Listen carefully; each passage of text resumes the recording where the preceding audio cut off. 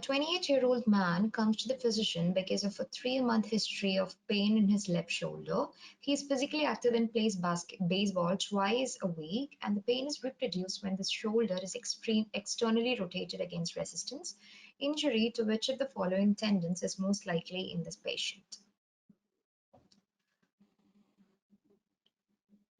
All right, so this 28-year-old man comes to the physician. Okay, so here the clue to look for is the patient plays baseball twice a week. So whenever, mostly it's a very classical scenario. So whenever there is like, which involves throwing of the ball, they are trying to test the rotator cuff muscles. Okay, so that's an important point to bear in mind. So whenever a patient has an injury from a sports, which involves throwing of the ball and stuff like that, you have to suspect a rotator cuff injury. And it says that the pain is reproduced when the shoulder is externally rotated against resistance. Okay, so here let us see. We could easily rule out the first two options because they are not part of the rotator cuff. So here we are suspecting a rotator cuff injury, right? So next, two different. Now to come to the right answer, we should know what the functions of these muscles are, right? So I have an easy way for you to remember the actions of the muscles. Okay, so let me just get the picture. Okay. All right, so here you all know what are the rotator cuff muscles, right? It's the supraspinatus, infraspinatus, teres minor, and the subscapularis. Okay, so in this picture, it's let me get the pointer.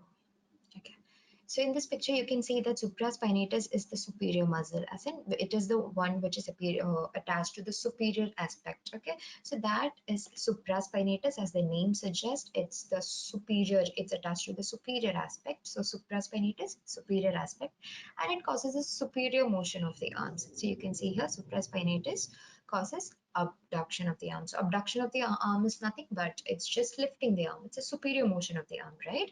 So supraspinatus causes only abduction, and no other these muscles, rotator cuff muscles, causes abduction. So abduction among the rotator cuff muscles is the function of only supraspinatus. Okay. So now let's come front. So this is the anterior aspect. So this muscle is what? This is the subscapularis, right? So this muscle is rotated in the front. So anterior muscles, let's think in this way, it causes internal rotation, which is like moving inward. So like the hand kind of rotates inward, right? So that is internal rotation and adduction. Okay, so internal rotation and adduction, that is the action of the muscle which is located anteriorly. So that you can easily remember that way. So now we have two muscles in the posterior aspect, right? So that's infraspinatus and teres minor. So both these muscles, what will they do? So if the front muscle causes internal rotation, let's study that the back muscles are going to cause external rotation, right? You can see here, so infraspinatus and teres minor is going to external rotation.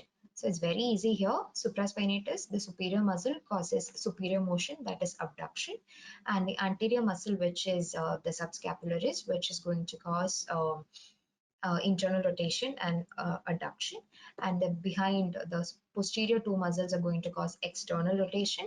And just a teeny thing to remember here, teres minor can also cause adduction. Okay, so that's something you should just keep in mind, but otherwise all the other actions are easy to remember if you relate it to the anatomical location of the muscles. Okay, I hope it's clear. So that's how we come to the conclusion. Here the patient has the shoulder external rotation has a problem here. So of the three muscles, the one which causes external rotation of the shoulder is what? It's infraspinatus. So that is the answer. Okay. Thanks for watching. Please give a thumbs up and subscribe for more.